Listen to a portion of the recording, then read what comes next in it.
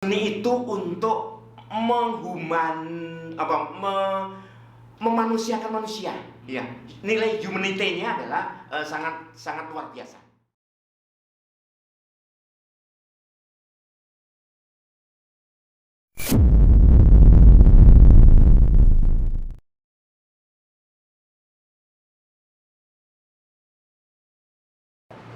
Assalamualaikum warahmatullahi wabarakatuh. Waalaikumsalam warahmatullahi wabarakatuh.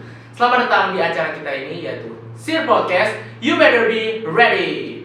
Hari ini alhamdulillahnya kita kedatangan tamu spesial dari Indonesia, yang beliau ini adalah seorang pegiat seni, yang dimana khususnya di bidang kriya lukis ornamen. Nah, kalau kita ingin lebih tahu aja, kita perkenalan langsung aja. Mari. Bersama siapakah ini? Perkenalkan, nama saya Profesor Dr. Ponimin M. Hum dari jurusan Seni dan Desain Fakultas Sastra Universitas Negeri Malang. Saya adalah pengajar di jurusan Seni dan Desain, khususnya di program studi Pendidikan Seni Rupa di Universitas Negeri Malang. Saya meraih beberapa tingkatan akademik dari mulai S1 sampai S3. Di S1-nya adalah di Institut Seni Indonesia Yogyakarta, jurusan Seni Kriya. Kemudian lanjut di S2 itu di Kajian Seni Rupa Universitas Gadjah Mada. Kemudian di S3-nya adalah S3 Penciptaan dan Kajian Seni Rupa di Institut Seni Indonesia Yogyakarta. Dan selama ini saya aktif menjadi dosen pengajar di Universitas Negeri Malang sejak tahun 95. Sejak tahun 95 itu saya di Malang bersamaan juga mendirikan studio Kreasi Kriya Nusantara. Studio ini sebenarnya bukan semata-mata sebagai studio untuk penciptaan karya seni, tetapi di sini adalah untuk wadah rekan-rekan mahasiswa, rekan-rekan siswa yang ingin mengembangkan atau yang ingin belajar tentang seni kriya ataupun seni rupa yang lainnya terkait dengan seni rupa Nusantara. Dan ini merupakan kegiatan yang menyenangkan saya ketika menggeluti bidang seni rupa bersama dengan studio saya, yang mana studio itu turut andil di dalam pengembangan seni rupa khususnya kriya di kawasan Malang Raya, yakni baik itu batik, keramik, tekstil yang lain, serta seni kayu atau kriya kayu. Mudah-mudahan ini memberikan manfaat kepada semua pihak yang ingin mengembangkan seni kriya, utamanya yang berbasis pada potensi lokal kriya Nusantara. Hebat. Berarti nggak cuma mahasiswa doang yang bisa masuk, yang bisa belajar ke sana. Jadi orang-orang biasa, mungkin siswa-siswa bisa masuk ke sana juga ya. Iya, gitu. Iya. Nah, ini kalau kita misalnya berbicara tentang definisi seni sendiri nih, sebetulnya kan menurut Bapak sendiri konsep seni itu kayak gimana sih? Seni dapat dipahami secara konvensional itu merupakan bahasa ungkap atau bahasa ekspresi jiwa seseorang atau jiwa sekelompok masyarakat yang ingin mengungkapkan tentang keindahan, ya benar, bukan keindahan saja sebenarnya, ingin mengungkapkan tentang sesuatu melalui bahasa yang dipilihnya, bahasa visual atau bahasa non visual. Katakanlah menggunakan audio berarti bisa musik, kemudian yang bahasa aksi bisa saja dalam bentuk teater, bahasa aksi dalam bentuk gerak bisa saja seni tari. Jadi inti dari pengertian seni itu apa? Sebuah bahasa ekspresi seseorang atau sekelompok masyarakat dalam mengungkapkan tentang fenomena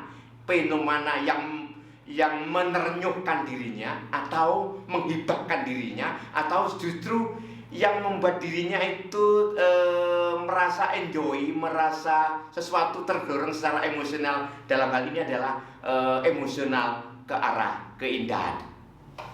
Wah, berarti dia lebih menggambarkan tentang perasaan. Mungkin kalau seseorang meluapkan perasaannya bisa melewati seni gitu ya.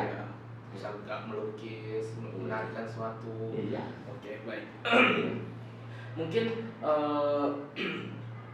bagaimana Bapak itu mendapatkan respon dari anak-anak yang tadi kita ikut peserta untuk melukis-lukis itu? Bagaimanakah responnya mereka untuk acara ini sendiri? Alhamdulillahirrahmanirrahim, ini luar biasa buat saya karena seperti yang saya mimpikan dan saya harapkan memang seperti itu. Jadi belajar tentang seni atau menggeluti seni yang tadi kita coba sama-sama di Sekolah Indonesia Riyadh itu bukan berarti pengertian atau bukan berarti dengan tujuan yang instan, yaitu tujuan yang konvensional supaya siswa menjadi mahir melukis, mahir melukis, mahir menggambar, mahir membuat patung atau yang lain. Tetapi dalam taraf sekolah di Indonesia Riyadh ini tujuan utamanya adalah untuk menumbuhkan rasa cinta terhadap Nusantara melalui seni. Ya, oleh karena itu dalam materi-materi tadi itu adalah melalui tema-tema yang dia senangi tentang tumbuhan yang ada di Indonesia, bentuk ornamen yang Indonesia. Sebenarnya dengan cara-cara seperti itu, itulah cara untuk mendorong kecintaan generasi muda, utamanya siswa-siswa yang ada di luar negeri. Dalam hal ini dalam arti adalah di Sekolah Indonesia Riyadh, mereka kan jauh dari negerinya ya. Tetapi bagaimana menyambungkan emosional itu dengan negerinya di Indonesia melalui seni. Ditunjukkan ini batik, ini ornamen ukir kayu, dan ini ada di sana, ini ada di Jeporo, ini ada di misalnya saja ini adalah batik Banyuwangi, ini batik Yogyakarta. Dengan demikian dia merasa memiliki Nusantara itu melalui seni. Jadi bukan hanya tujuannya supaya mereka terampil membuat seni, tetapi melalui seni mereka terdorong cinta terhadap Indonesia. Mungkin seperti ini. Nah, ini ada sedikit agak mengganjal di benak saya. Mengapa seni mesti harus dilestarikan atau mungkin diajarkan ke anak-anak muda itu? Kenapa sih harus Ya, begini ya. Kenapa ketujuan seni untuk kepentingan yang ada beda ya, yang yaitu kepentingan konservasi dan kreasi. Ya, sebenarnya kegiatan ini ya kreasi ya konservasi, ya konservasi ya kreasi. Artinya konservasi itu apa? Melestarikan. Ya. Melestarikan dengan cara apa? Memberikan pengetahuan. Ya. Ketika memberikan pengetahuan, mereka tahu. Ketika tahu, kemudian dia punya rasa memiliki. Ya. Kemudian rasa cinta. Ya. Ketika cinta sudah memiliki, selanjutnya adalah mereka tumbuh rasa melakukan suatu kegiatan, yaitu kegiatan kreatif tadi itu. Dengan demikian, ketika kegiatan konservasi ini dilakukan dengan cara yang kita lakukan, yaitu membuat gambar, kemudian sekaligus itu sebenarnya kreasi ya. Itu tujuannya apa?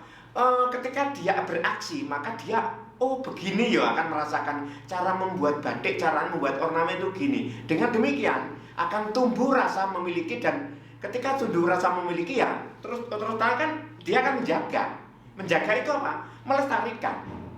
Selanjutnya tidak harapannya tidak seperti melestarikan dan menjaga itu tadi saja, tetapi juga kedepannya juga dapat memanfaatkan sesuai dengan kepentingannya. Dalam hal ini adalah kreativitas mereka ke depan akan memanfaatkan seni yang dilestarikan seperti apa. Misalnya dalam konteks ini bisa saja untuk media pembelajaran, kemudian membuat videografi tentang budaya-budaya Nusantara. Dengan demikian konservasi itu dapat dititipkan kepada generasi penerus seperti ini gitu. Baik. Mungkin ada beberapa orang yang nggak minat gitu ya, mungkin tambah minat lah istilahnya. Ya, untuk menumbuhkan minat ya, minat. Ya. Nah, sebagai salah satu kan Bapak ini sebagai salah satu pegiat dalam kriya seni ornamen misalnya. Yeah. Nah, hal-hal apa saja yang Bapak lakukan selain mengadakan pelatihan kreasi, mengadakan melukis-lukis itu? Selain tadi kan ada yang katanya memahat, itu gimana sih lebih jelasnya? Iya. Seni ornamen Indonesia atau seni rupa Indonesia, seni Nusantara gitu ya, kan beragam dan berbasis pada budaya etnis. Ya, berbasis pada budaya etnis itu tentu memiliki nilai simbolik, nilai bentuk, dan nilai teknik garap. Ya, yang ditanamkan adalah aspek-aspek ini. Ya, tidak hanya bentuk saja, tetapi di situ kita mentransferkan tentang pengetahuan, memahamkan tentang pengetahuan. Batik itu, belajar batik itu tidak hanya supaya mereka bisa menjadi pembatik, tetapi di dalam teknik batik itu ada perilaku yang mereka harus ketahui dan rasakan juga. Membatik kan harus pelan-pelan, kemudian step by step, kemudian tidak bisa satu tahapan dipotong. Nah, ini sebetulnya mengajarkan kepada mereka bahwa hidup ini dapat diajarkan melalui seni ornamen tadi itu. Apa? Yakni dengan menggambar ornamen, menggambar batik, mengukir, hidup itu tidak nerabas. Dengan tidak tiba-tiba mencapai sesuatu yang sempurna atau sesuatu cita-cita itu dicapai dengan cara nerabas, tetapi dicapai dengan step by step. Ini mengajarkan ke siswa bahwa nenek moyang kita itu mengajarkan itu, tidak mengajarkan hidup itu instan, tetapi hidup itu diperoleh melalui proses latihan. Tidak tiba-tiba untuk bisa menjadi seorang pembatik, melukis dan lain-lain. Tidak bisa orang berhasil menjadi pengusaha kriya dan lain-lain. Tapi dia harus mempelajari tekniknya kayak apa ya, seperti apa ya, kemudian lanjutan tadi apa, kemudian di dalamnya ada nilai-nilai apa, ada simbolik apa. Ya, di situ ditanamkan kepada siswa sehingga dia punya kesadaran. Kesadaran apa? Kesadaran untuk melakukan pelestarian, kesadaran untuk melakukan kegiatan kreatif, dan kesadaran untuk melakukan kegiatan memiliki terhadap kebudayaan atau seni Nusantara itu. Jadi ini ya, beberapa step-step sekaligus tiba-tiba kau menjadi pelukis terhebat lah istilahnya gitu. Harus ada proses perjalanan yang panjang lah istilahnya. Tidak instan. Iya benar, tidak instan, betul. Nah, mungkin Bapak punya pesan-pesan untuk anak muda yang ada di sana di rumah atau yang sedang menonton kita ini. Silakan. Iya. Pesan saya, bukan pesan saja ya, tapi ini pesan bukan pesan untuk saya saja, tapi pesan untuk rekan-rekan di generasi sekarang, tapi juga pesan untuk diri kita semuanya bahwa belajar seni, kegiatan seni, melakukan kreatif seni itu tidak hanya untuk kepentingan seni itu sendiri, ya, atau bukan untuk kepentingan supaya menjadi seniman, tetapi bagaimana ketika belajar seni itu kita memperoleh aspek-aspek yang membentuk kepribadian kita, ya, kepribadian kita. Di Nusantara itu sekian produk budaya lokal yang di dalamnya terhadap nilai-nilai yang perlu kita gali. Di dalamnya ada aspek nilai estetik, keindahan, ada nilai simbolik yang mengajarkan tentang kehidupan, ya. Maka semestinya kita sebagai generasi penerus untuk mendalami, untuk memahami tentang seni rupa ataupun seni kriya Nusantara itu, karena itu bagian dari kehidupan kita.